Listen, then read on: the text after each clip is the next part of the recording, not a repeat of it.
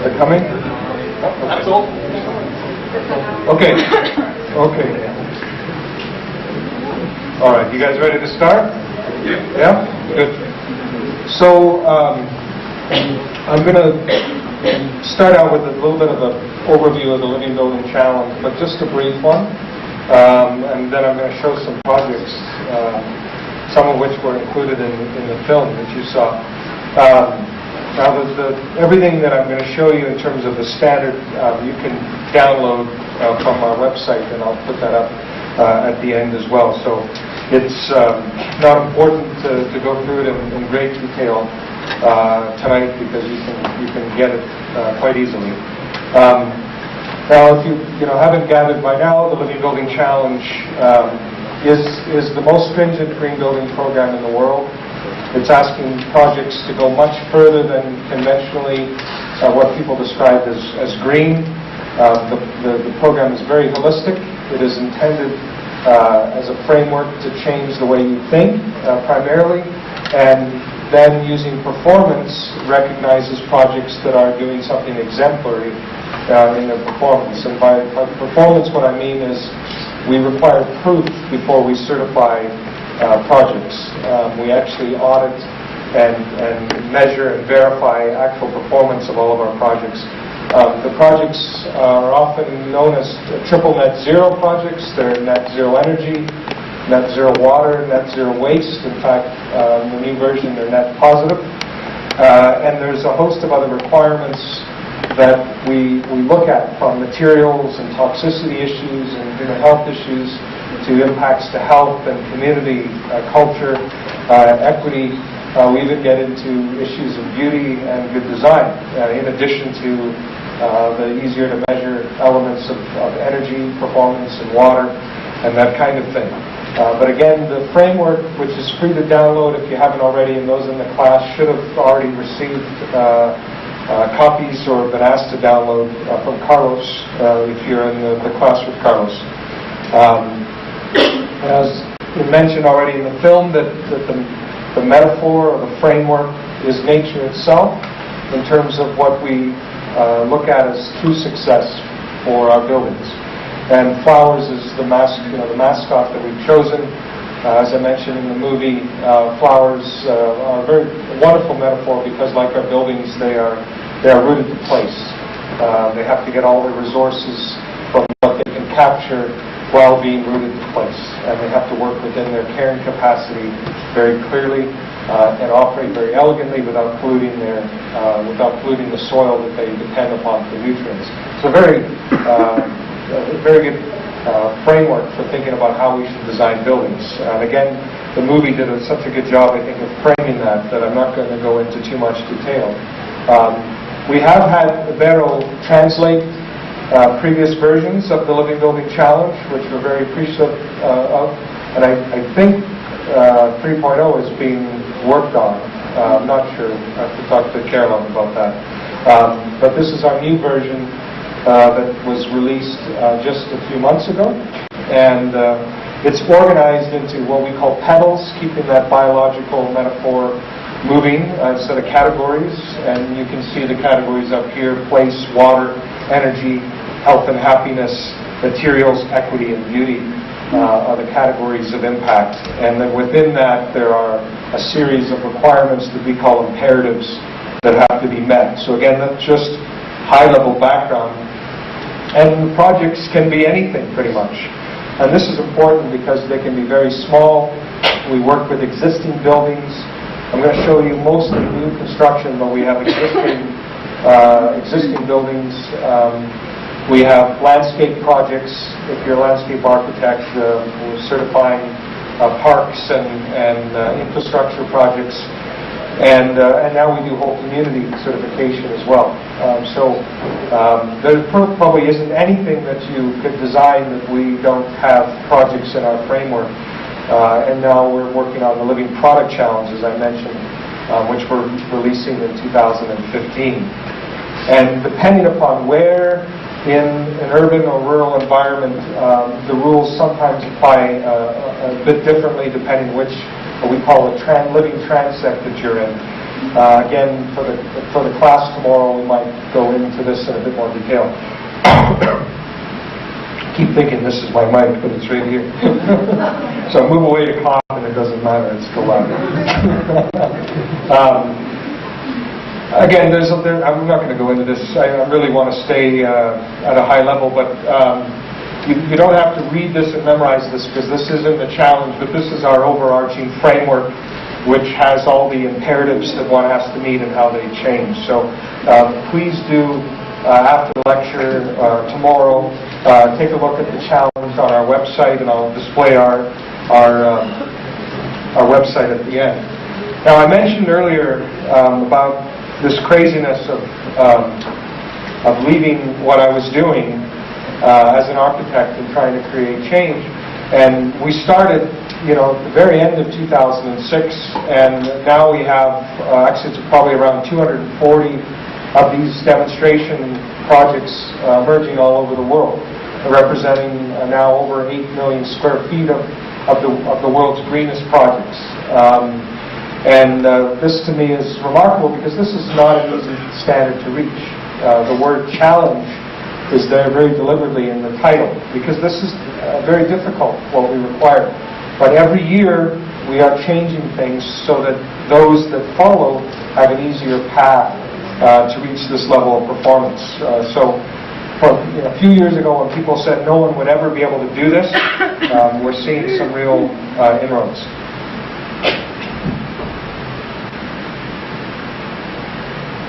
And this is the growth of our ambassadors. And you see we have ambassadors in Mexico. A lot of this started here at Ibero, actually. We have a program to link up like-minded people around the world. And I know there's a lot of you here that are very interested in these issues.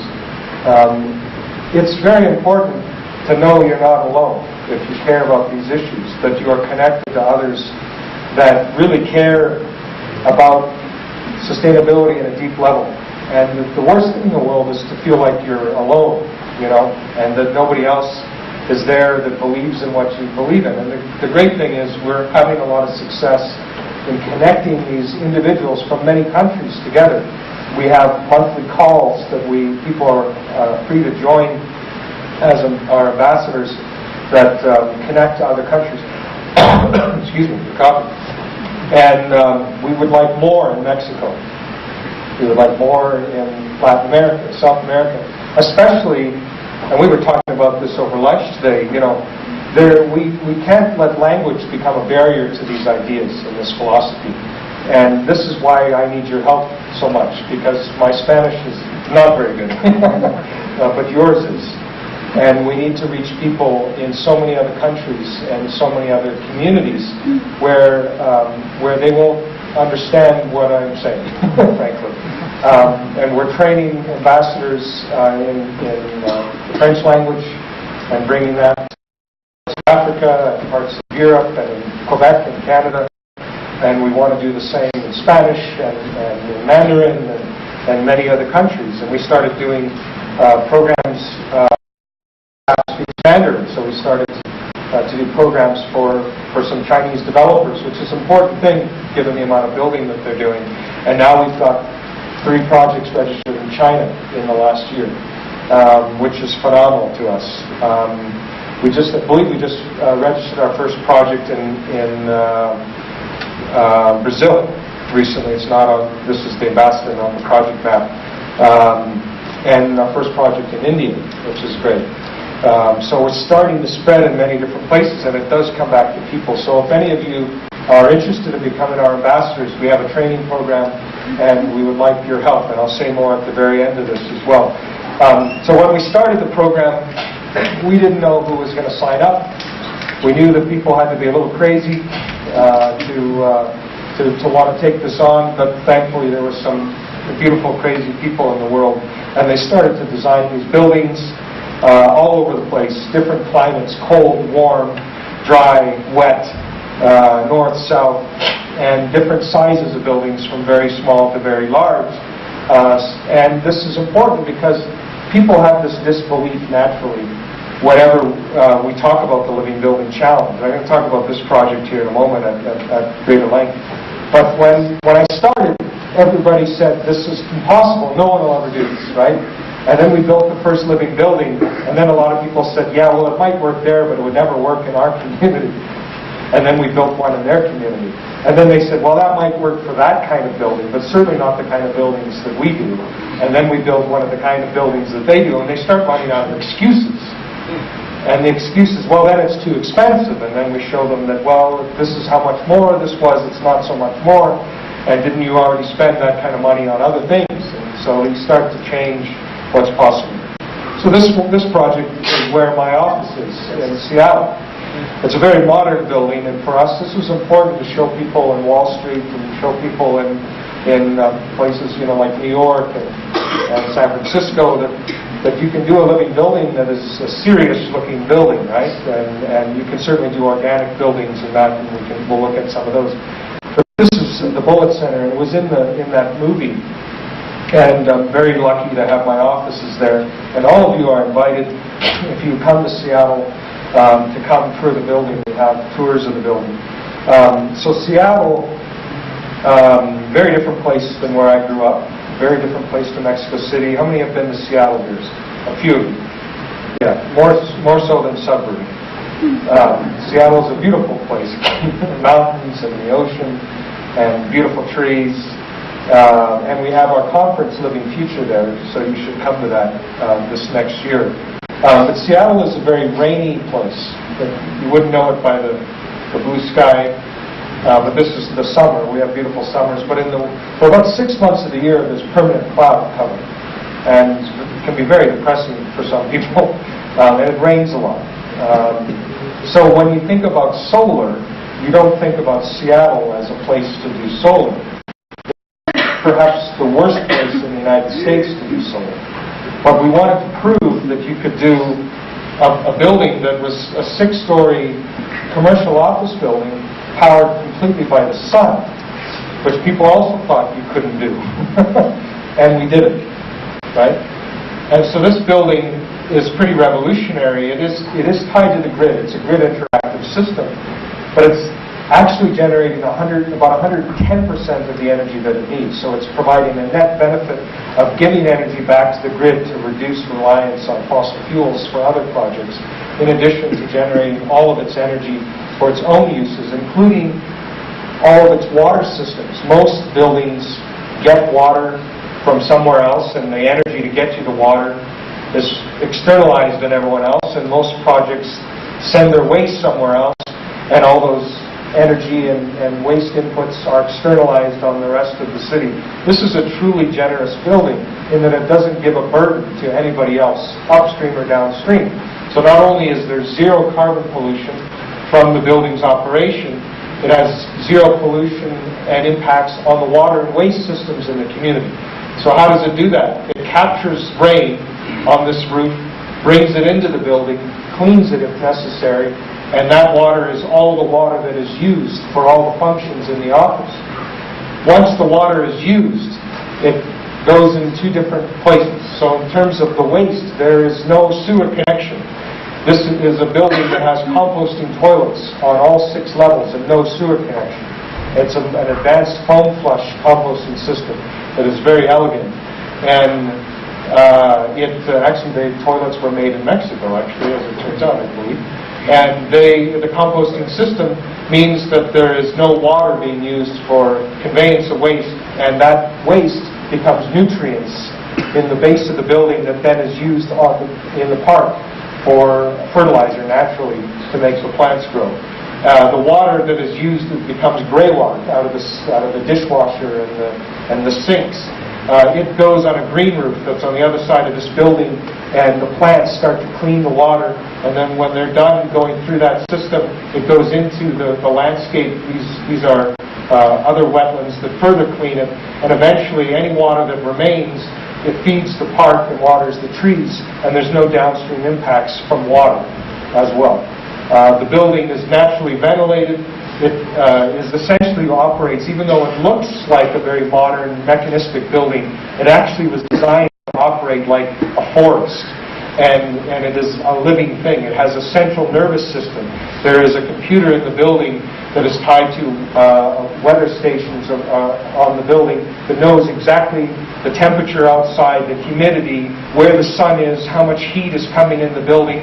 That's tied to sensors in the building that at any moment tell you how much, again, sun is coming in, how much light is coming in. The light in the building, the lights automatically dim or raise depending on how much light. And there are external shades on the outside of the building that automatically close and open and tilt depending upon that sun and conditions. And the windows also automatically open and close to let in air, and we never need, even the hottest day, we never need any air conditioning in the building, which is phenomenal. This building has been crowned the world's greenest building. It uses less energy on a per square meter, per square foot than any building of this type on the planet. It just sips energy, hardly uses any at all. And that allows us to, again, generate everything we need in the worst place in the United States to do so from the sun in this photovoltaic array, which is very remarkable. There's lots I could say, but this is an interesting diagram where if you looked at, so here's the building. If you looked at a typical building in Seattle is a very progressive city related to the environment. It has very strict energy targets. But even in Seattle, if you were to try to do this, you would fail, and you would need a solar system that would cover an entire neighborhood just to power that one building, because buildings are so inefficient. The Living Building Challenge is about a different philosophy. You have to think like a plant. A plant doesn't go and get energy from somewhere else. The plant has to get everything it needs from how much of leaf area it has, right? And so similarly, we had to start at the end. We had to start by saying, how much energy can we generate in this cloudy environment? And that is our budget for energy. Every decision goes backwards from that point, rather than just designing something and then figuring out how much energy you're going to use. It's a complete mental shift of starting from the notion of carrying capacity. Same with water. We design our buildings always a different way. We design based around how many fixtures we want and how big the building is, and we put in our equipment, and at the end you determine how much energy and water you're going to use, and oops, too much, but that's okay, we'll just get more. Well, this is not the way the living building works, which requires a leapfrog in thinking within limits. And so what we did is figure out, based on how much area we had in the roof, that was it, and all decisions funneled from there. By the way, this diagram here is LEED Platinum. You did everything in LEED Platinum, got every energy point, everything you could possibly do. For a building of this size, you'd still cover the whole block with solar, and it wouldn't be regenerative. So it doesn't go far. A lot of the design decisions were simple and were free. Where you place a staircase. When you go in a building, do you automatically push the button and get in the elevator, or are you invited to take the stairs? Very simple thing. The design assignment here was to design an irresistible stair. A stair so beautiful that you don't want to go use the elevator. Even though we have a regenerative elevator in our building that generates energy when it descends and breaks, and so we have the most advanced elevator that you can buy, but it's better to not use it at all than to even use this advanced elevator. So all we simply did was prioritize the placement of the stairs, make it beautiful. This is a fire stair that normally is tucked in the back of the building, is not very nice. We gave it windows, we gave it the best view of the city, and people, even on the 6th floor, use the stairs almost exclusively. The elevator is almost never in use with all the people that are in the building. It's a simple thing.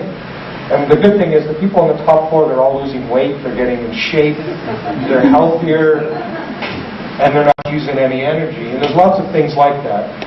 All the wood that you see in the building, and it is actually a heavy timber building. It's only concrete in the first story and a half, and then it's a heavy timber building, the first in my city in 60 to 70 years, even though it's a wood region. And all of the wood is FSC, Forest Stewardship Council. It's the highest bar for forestry. And it's beautiful. It's a warm place to be. To me, this building, as I said in the film, is a revolution. It's a change of the paradigm compared to what's around it. And all over the city, people come every day for tours because they can't believe that this building is there. And the city has created new laws based on this building to incentivize others to do this. The city council, the mayor, everyone is now excited. They all thought this wasn't possible, but now once you build something, it's possible. And that becomes incentive for others to do it. It's kind of interesting of how it worked out that these major streets both end on the Mullet Center. Even with this whole technology, the building, they built, based on builds, or zero builds too? Say that again? Even with all this technology, the building based on builds, or is zero builds? The government, I know, for the water, for the builds. Bills? Yeah. Yeah, it has no bills. No bills. Yes. In fact, the city has to pay us because we generate more energy than we use. So this is more of the building. And, you know, some people don't like it. They think it's too modern. Other people love it. It just depends on your aesthetic. But what you'll see is there's all sorts of different aesthetics. The Living Building Challenge is not a style. It's a philosophy. So regardless of what your aesthetics are, you can do this. And to me, that's very exciting as an architect. And this is designed by Miller Hull, which is a very well-known architect in our area. And there's lots I could tell about new materials that were pioneered. There's so many great stories with the project. But here are a couple quick stories. When we opened the building, we had lines around the block for hours, not just when it opened, all day long when we opened it. Hundreds and hundreds of people wanted to see this building. This is just an office building. It's not a museum. There's no exhibits. It's an office building. The people were blown away. That's the kind of impact. And it's been in CNN, and New York Times, National Geographic, Time Magazine, for simple things. For me, the reason why it's a revolution is, you know, even though Santa Fe has lots of big buildings, New York City has lots of big buildings, but really the majority of buildings are not this big. If you count the buildings out there, most buildings are not this big. In the United States, this building is larger than at least 90% of the buildings in the United States. And we've just proven that we need zero fossil fuels to run a building in the least sunny city. And we can do it on, you know, basically on budget and on time and meet normal market rental rates. This is a revolution. What does this say to the oil companies about what's possible, right? To me, it's powerful about what's possible. And it leads to potentially a level of pride for all those that were building the buildings. This is a historic photo of the Empire State Building. And these were, I don't know, they were crazy back then. But they were also very proud that they were building history. The workers that built the Bullitt Center were proud that they were building a new model that is as important now as the Empire State Building was back then. So now I'm going to take you a completely different part of the world to New Zealand. A very, very different type of project, different aesthetic, different size. And this is another project that we're very, very proud of and very excited about. And you see this thing I wear around my neck in the show and stuff. This is from New Zealand. This is called a koru. And the people there have made this for centuries, and it's a bone carving. And it means regeneration, life. It's the fern of the fern unfurling when it's little, and this important symbol.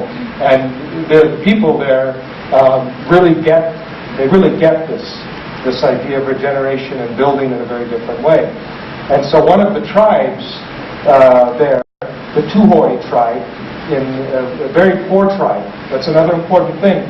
Not a rich group of people, a very poor tribe, the Tuhoi. They've had a very tough history. The British were not always very nice, as you probably guess. Just like the Spanish were not always nice, or never nice during the period.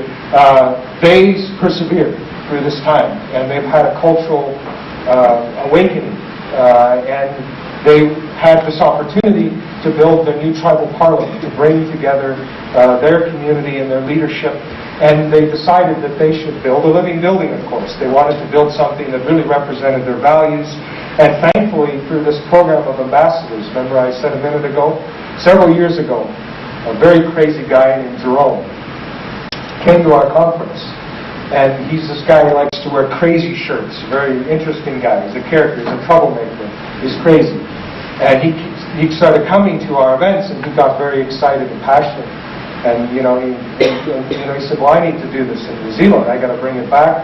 And he works for a large architecture firm there, got his firm very excited, and they started working with this tribe. And of course, he introduces the Living Building Challenge and the philosophy.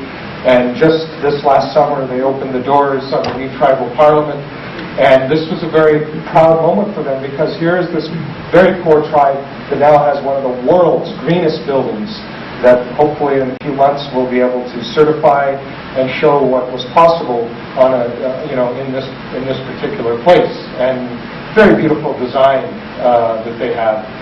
This is I believe this is one of the tribal leaders, and I believe one of the architects looking at the building. And this is the ceremony they had called a haka. Have you ever seen a haka? It's pretty cool. And they're celebrating in front of their new facility. But isn't this cool? Look at solar panels on the roof. It's a really wonderful connection between I'll show you in a minute.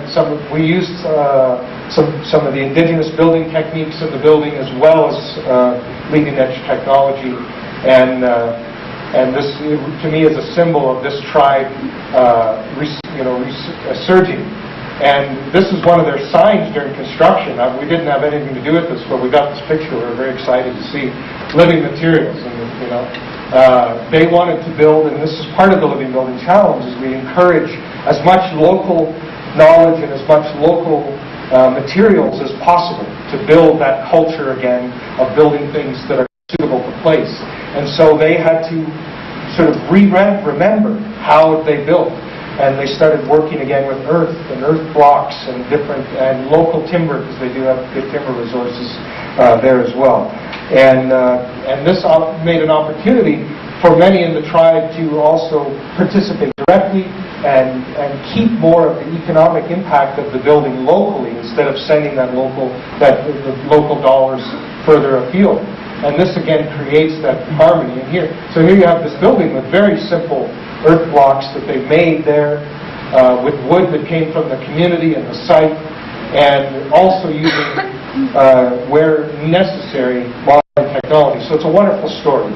And this is what, again, I'm so excited about, that this is not an American idea or a Canadian idea or Mexican idea. It's an idea that really belongs everywhere. This project was one of the first to get certified and was in the film. So it's been around for a couple of years. I like to show this one because of what it is. It's a sewage treatment plant. So this is where shit is. To be very crude. But it's a beautiful, it's the most beautiful sewage treatment plant you've ever seen, right? Normally they're not very pretty. Nobody wants them in their neighborhood. But for me, this is again part of the philosophy of the Living Building Challenge. Remember, it's a philosophy, and the philosophy is that every single act of design and construction should make a better world. Even something as lowly as a sewage treatment plant is an opportunity to create something that enriches the lives of the people within it, and to create greater opportunities for life. Right? So even something as lowly as a sewage treatment plant is an opportunity to do something remarkable. Now, this sewage treatment plant is a neighborhood scale treatment plant. So it would be something that would be in the scale, like the campus of Ibero would have a system that would be not too dissimilar from this size, actually. So all the students, we could have a system like this. There's a constructed wetlands in front of it, and then you have this beautiful little greenhouse. And inside, this is it. So all the toilet water that gets flushed from all the buildings around it, it's a campus, gets brought to this process. And in these tanks, the microorganisms see our waste as food. We use no toxic chemicals, and there's just little critters in there that eat things and turn the water clean, basically, as the water goes through the various tanks. Because it's an aerobic process, it doesn't smell. The only time it smells if the system is not working right, and it tells you that by the smell. But otherwise, it smells fine. People enjoy being in the building, and you have butterflies that fly around. It's like a big botanical space, and you have all these plants growing, and when the water gets through here, eventually it ends up in this constructed wetland, and it's perfectly clean. And again, it did that without any chemicals, and because this is a living building, all the energy used for the lights and the fans, the pumps, etc. is powered by the sun. So there's no carbon emissions as well. It's completely powered by the sun. So very, very different paradigm. They even do yoga in the sewage treatment plant and encourage people to breathe in deeply because it's such a cool place. So why not? Why not? Why do we build anything, knowing how precious money and resources are? Why do we build anything in our cities that we're ashamed of? Why do we build any infrastructure that doesn't have multiple uses? Why not build sewage treatment plants that are community centers? Right? Why not? This is a school. Schools, we have a lot of schools in the program now. This one is where they teach science, and the students have a wonderful opportunity to see firsthand what they what the world should look like in terms of operations. Again, a very different aesthetic. And these are some of the students. And they have their coursework. This is in Hawaii, by the way, so this is a different climate. So this is a hot, humid climate now. Again, important to see that this can work in different types of climates.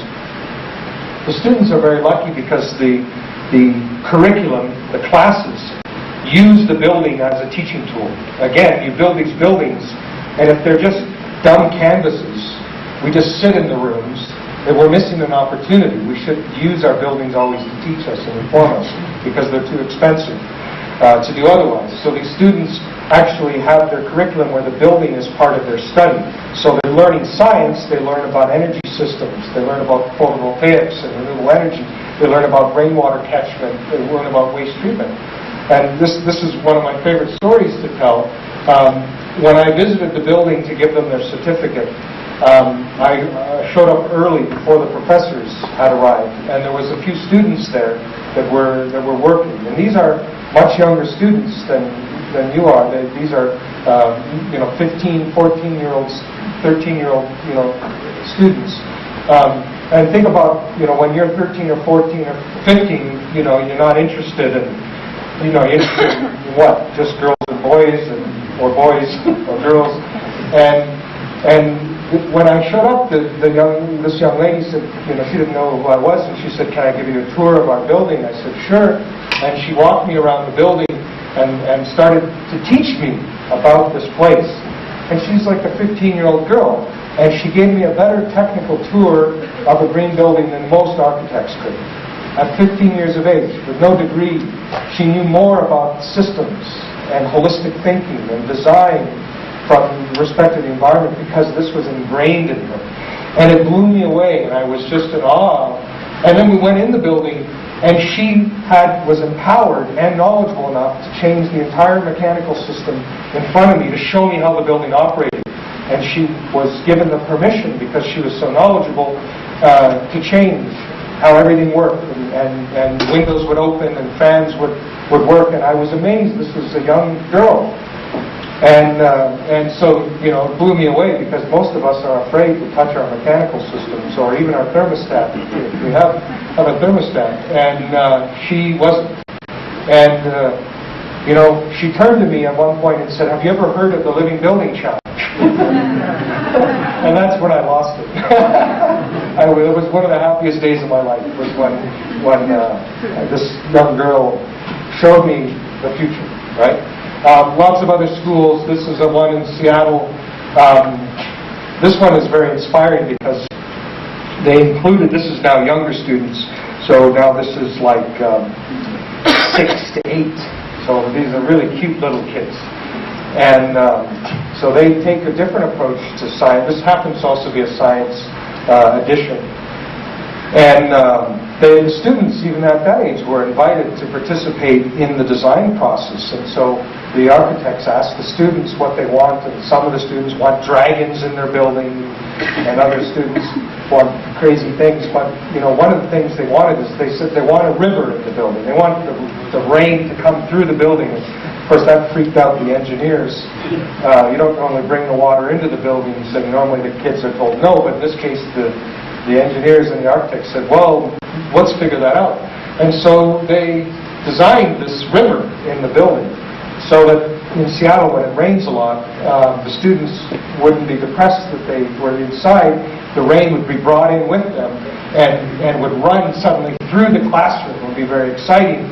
And you see these fish here. These represent the different species of salmon that live in the water. And in Seattle, we have a lot of problems with pollution running off the city and into the water and killing the fish. So the students here are constantly reminded that water always flows downhill, and if they love the salmon, they need to respect the water in terms of it being clean. So the water goes through, and the students are able to participate, and then that water feeds this living wall, and they learn about ecology, they learn about the water systems. They actually take water samples to see how is water quality changing in Seattle over time. And then that water, they also have composting toilets there, and then that water goes out and it feeds a food garden that they planted. And so it's all this connection of systems, and they start to learn a very different series of lessons.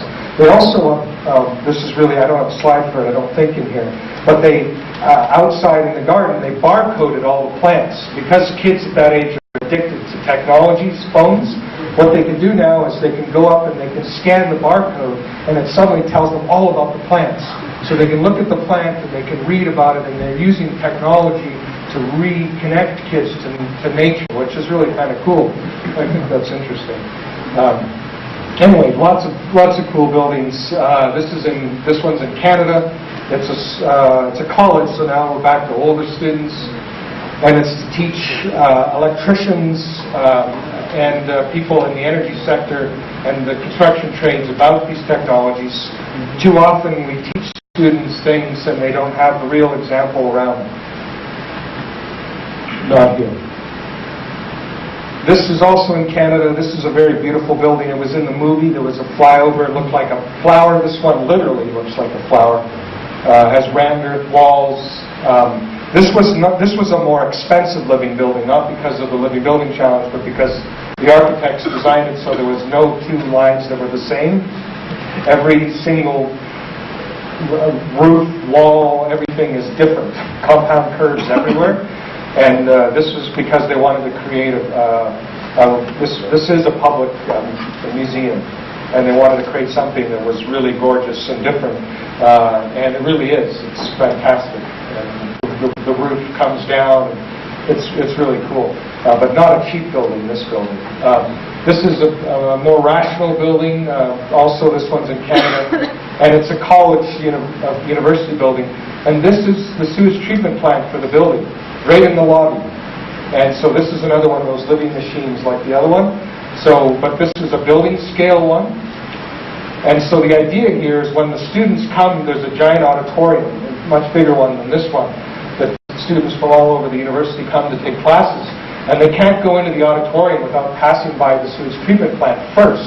So they're constantly reminded that there is no way, that they are part of a system. And when they come into the cafeteria and buy their food, and then they have to go to the bathroom, they're making a contribution into this system. And they're reminded again that they're part of the system. So a very different philosophy. Even though this is look, that's the same building. It's a very different, look, same building, yeah?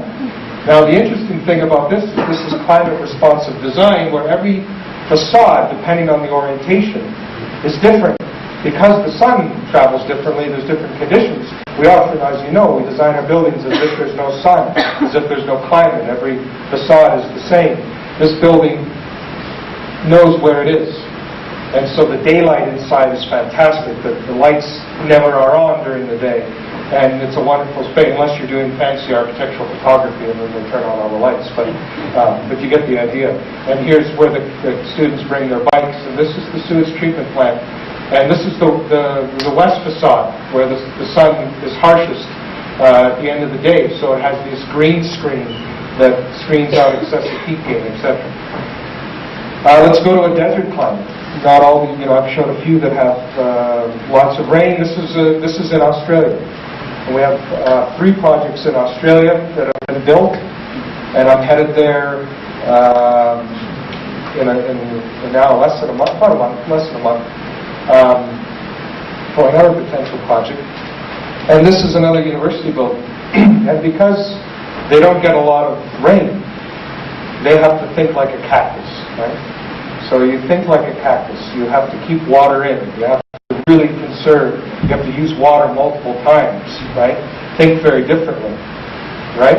And so very different than Seattle, which has lots of water but no sun. So it has to think like a plant that's opening itself as much as possible to the sun.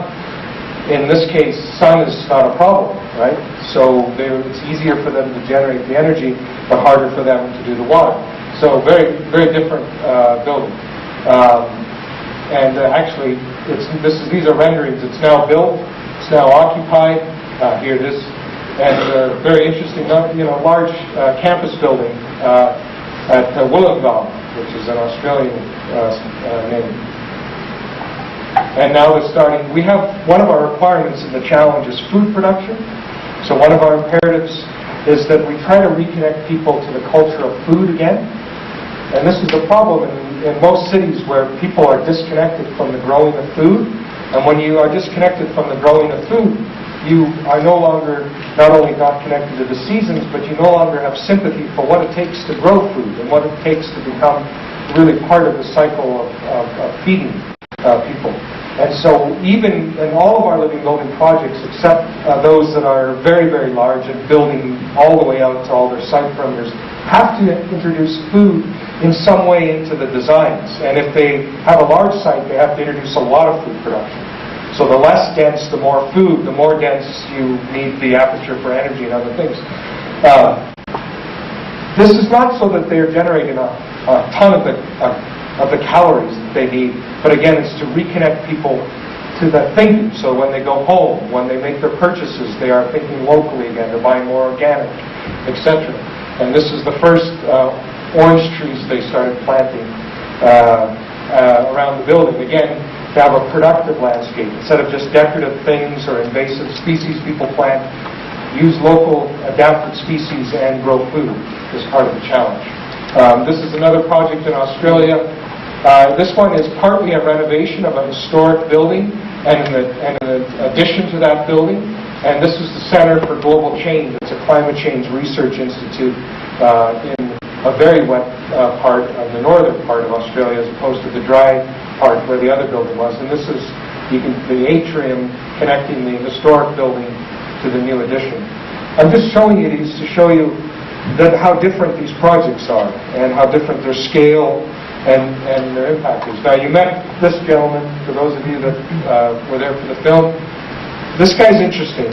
He's a fairly young guy. He's in his early 40s, and he's a developer. He's in the business of making money. And he works with another guy. He's going to soon be the boss of this development organization.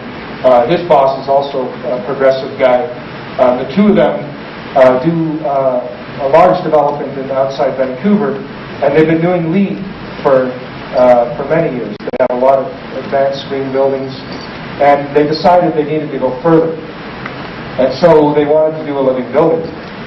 And they were getting ready to do a daycare for all the little children in the community, and so they wanted to do a living building. But as a developer, they won't spend excessive amounts of money on things. So they put out a challenge to the local architecture community.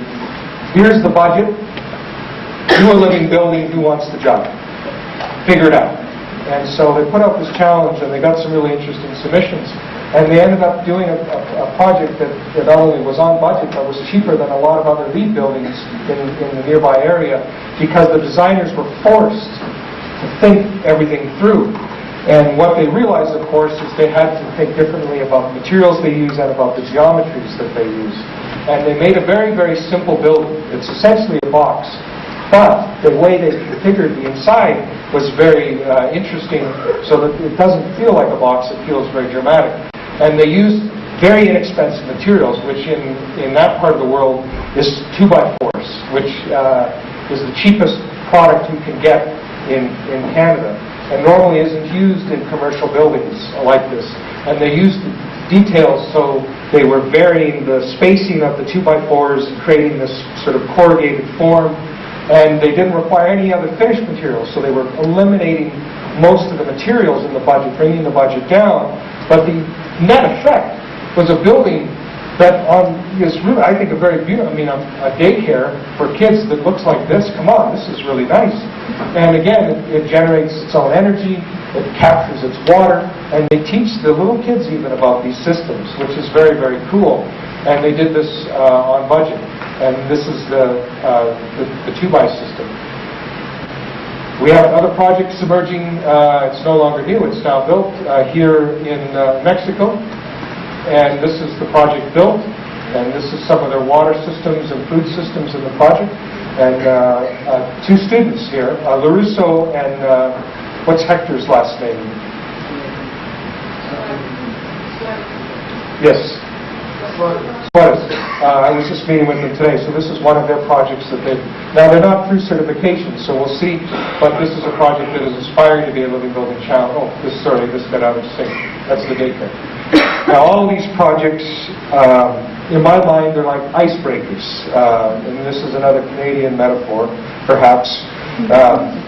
But in Canada, in the winter, in the North Sea, it freezes over and ships can't get through, except for ships with the hardest and strongest of hulls. And that's what we are as pioneers. We have to have hard hulls to break through the ice so that other ships, not as brave, can follow the path. And all these living buildings, the first living buildings, are really proving what's possible. The most expensive living building is the first one, and then the second one, and then the third one. So the first projects are making it easier and cheaper for others to follow. They're blazing trails. In the United States and in Canada, a lot of what I have promoted has been illegal, especially around water and waste, and we've had to change laws in the government to allow water reuse and on-site sewage treatment. This is a big no-no in the United States and Canada. We've had to change the laws. It takes heavy, thick hulls to change bureaucratic processes. But we've been successful in many different places, and that's why we've been able to do this. And every time we build one, we make it easier for others to follow. So you might think, well, we can't do that in Mexico City. Well, you can. You might have to change some people's minds. Or we can't do that in Cancun, or we can't do that, in any other community. But you can. It takes change agents. Well, see, I told so many stories before. We're not taking a biological break now. But we will admire this little creature for 1/10 of a second. Now, I mentioned earlier that we had the Living Community Challenge. And this is something that I'm excited about because when you get into scale, often magic can happen when you find the right scale for systems. I've been presenting the building scale, which is a good scale for many things, but sometimes it's more effective to have a larger scale for certain systems. Particularly the campus or neighborhood scale for energy systems and water systems. And so we have a protocol in the Living Building Challenge called scale jumping, where we encourage projects to find the best scale that they can work in, as long as they meet the principles and the metrics of the challenge. And sometimes, most of the times, that means they have to work within their project boundaries because they don't control things. Well, we've had other projects able to collaborate with other projects, or it might be a campus. And we're working on several of these projects where at a campus scale, we're able to do something very unique. Now, we started to get more of these, and we realized that we needed a program to certify master plans. A lot of projects were in planning phases, and they needed guidance earlier than waiting for the whole community to be built.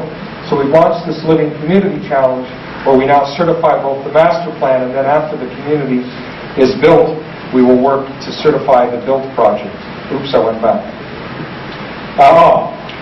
No, I didn't. So this project is one example where they started with the daycare, and that was so successful. This is the development.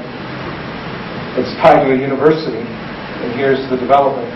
That they now want to use the Living Building Challenge as a framework for the whole rest of the community. So we've gone from a small little building where now we're doing 1 million square feet and a whole bunch of housing and retail and everything that is being designed around how they do that. And this project inspired other ideas for us about And this is one, again, I'm sharing a lot of things with you quickly because I'm inviting you to go to our website at the end and begin to download some of the material and get involved with us. But we began to work on this notion of creating children's cities. And this idea is that our most vulnerable and sensitive citizens, our children, are the ones we should think about the most when we create urban plans and when we create urban infrastructure. And when we do so, when we look through the eyes of our most vulnerable citizens, we create the best places for people of all ages, including the elderly, but definitely all of us in between. There's a shift in your thinking when you think about the scale of somebody very small and vulnerable. It changes how you design. And we've been designing our cities not around the most vulnerable, but around automobiles. Right? Around 3,000-pound machines we've designed our cities, and we should rethink that and how we do things. And that's what we've been pioneering with the Living Community Challenge, is also this kind of social thinking of how you apply this at scale. And so all these buildings in the next phase of this development, this is the existing development, all this infill development here is designed around the Living Community Challenge and the Living Building Challenge. Again, everything has to be renewable energy, food production. It has to capture water, treat it. It has to be free of redless chemicals so there aren't toxins. All of this now is possible at a campus scale. And for the students tomorrow night, we're going to be thinking about this as an idea for a prototype city. What is the ideal scales of community? This is something I'm very fascinated about, is the notion of scale and figuring out where there's a sweet spot between a lot of different factors. When do you get too dense? When are you not dense enough? How tall should buildings be? What should the relationships be between buildings and the urban environment, between the natural fabric and the built fabric? All these things suggest a particular type of density of community, and that needs to be explored, especially in places like China, where they're building complete new communities from scratch, and they're racing forward, in many cases, in communities that I think are not going to be very healthy for human habitation. So tomorrow night, that's what we're going to be exploring in the class for those of you that will be there. How do we do this? And this is one particular response that we had. This was 3 to 6 story buildings in this particular response that are all meeting the Living Building Challenge. And there's others. This is a project in Christchurch in New Zealand that is using the challenge and integrating food and spaces, again, spaces for kids and families, also powered by the sun, etc. This is my little boy. He's a little older than that. So I have a question for you. I have tons of material I could go on all in. Would you prefer to have a brief dialogue now around some questions, or would you prefer I go until 9 with more images? What would you guys like to do? Speak up. More images. Until 9. Keep going? Yeah. All right. Well, I'll do that. I've got a race. I'm going to race. Is that okay? Yeah. Hold on. I'm going to race. And I'm going to skip over. If I skip over something, don't be offended. It's because there's something more interesting still to come. But I don't like. It's never good to not have enough material when you present. It's better problem. So I've talked about the children's cities and our goals for that. I'm going to race through some of this stuff because we're going to pick it up tomorrow night in the class. But density and height and sustainability is often very confused. Atlanta and Barcelona, for example, are about the same size. This is the amount of area that Barcelona takes up versus Atlanta. Which is the more sustainable city? Guess which one? Barcelona. Which is the more beautiful city? Barcelona, right? Have you guys been to Barcelona? It's a beautiful city. And yet, which city has taller buildings? Atlanta. So forget what you think about the relationship here. They're not always even, right? So just throwing that out there as a nugget. This is the predominant pattern of development in Atlanta, right? and the predominant pattern development in Barcelona. Which would you rather be in? I hope you're saying Barcelona. Yeah, from just about every metric. People in Atlanta, they're very offended when I show these slides. So, tomorrow night we'll look at the spatial dynamic with cities. This is one of my icons, Buckminster Fuller. He always said, start with universe. What he meant was expand your horizons, your thinking as far out as you can. I have this whole thing that I often like to show about the future conception of the city. I'm going to race through this because it's kind of fascinating. But the visions that we had about cities of the future, if you go back not very long ago, right? Several decades ago, we have been building many of these models. We've been building Corbusier's Radiant City, right? All over the place. This was a model to destroy the heart of Paris. This was supposed to be Paris, knock down Paris, and build these things. We've been doing that in many different communities all over the world, certainly here in Mexico City. This is in St. Louis. Frank Lloyd Wright's idea that we should spread out across the landscape and everybody gets in a nuclear-powered car or helicopter to fly, and then have a few towers randomly placed. We've been doing that all over the U.S. It's led to a ton of problems. It's destroyed the fabric of communities. Frank Lloyd Wright was right about a lot of things, but he was completely wrong about cities, in my opinion. We had lots of visions that we were going to live in moon colonies by now. But we were going to figure out how to terraform, and we were going to build these great floating communities. And we've been using this to generate ideas for science fiction and for cartoons and pop. But this is what we're telling kids about the future, right? And what's happening in all these visions is slowly we're squeezing nature out. We're getting rid of trees. We're getting rid of all life, which of course would be impossible. There'll always be a home for Coca-Cola, though, even though there's no rooms for trees, right? But this is what we're building in many places, especially in Asia, is this kind of Blade Runner future, which I think is the signal of the end of civilization. This is not how we should live, even though it makes for interesting video games and interesting visions. Oops, maybe we are building. And you know, I'm sure I'd have to race through. I have lots of fun anecdotes here, but I'm a fan of watching how science fiction and popular media influences our thinking and also foretells trends. Certainly, you know, if you look at some of the technologies we use, they were predicted in Star Trek and other things. But what's interesting is what it tells us about ourselves. And for a long time, when you got past, you know, into the 1980s and then into the 90s and then onward, there began a new story about where we were headed, that technology was going to overcome us and take over and kill us, that humanity was going to be in a battle against its own creations. And this is a manifestation of us feeling worthless about ourselves, that our technology itself will reject us because we are so worthless. This is what this really means. And it shows up even in little kids' movies. Did anyone see Wall-E? Yeah. Where there's no hope for humanity. The only thing that we have hope for is cute little robots that will be stuck with our trash. This is an interesting psychological manifestation of what we are doing to our children through how we are designing and building our cities. This is more than just science fiction. This is actually prediction. And now the big trend. How many people here watch zombie shows? Be honest with me. Zombies. Very big cultural phenomenon.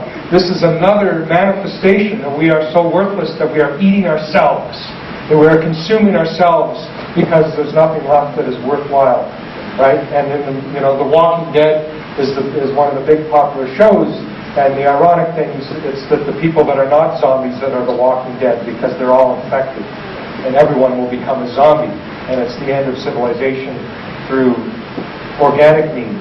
So this is kind of interesting. To me, this speaks to the hopelessness, and what we need now not is more hopelessness, is we need more visions of a living future. We need positive models of cities, not just merely shrugging up the current paradigm, but in fact reconnecting with civilization and agriculture and traditional ways of building while using modern technologies. And these are the kind of models that I want to see. And I want to see this for Mexico City, right? What would it take? This is the question. What would it take for Mexico City to become a living city? It would take a lot, would it not? But that's the question. The most important city, right, in this country, what would it take for Mexico City to become a living city? Well, the interesting thing, of course, is the clues are all around, right? The understanding of what it takes to build in this climate is all around, right? In terms of food production, in terms of different systems, in terms of how a lot of people can live in a particular place. And now imagine what you can do with modern technology as well and modern understanding. So this vision is, for me, pretty important for any place. This is in New Zealand. And we held competitions around these ideas. How do we reimagine cities?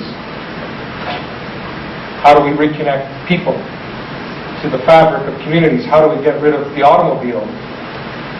How do we bring food production back into the fabric of our communities in ways that are meaningful? And we're seeing this happen in different communities now with the renaissance of urban food production that is very exciting. And vertical farming in many cases.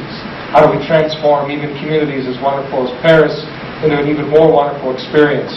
This is an imagination of a completely solar-powered Paris with no nuclear power, with no automobiles, where the Champs-Élysées is a quiet, enjoyable respite rather than this place where you have to watch not being run over as you try to look at the architecture. These kind of visions are in direct opposition to the Blade Runner future.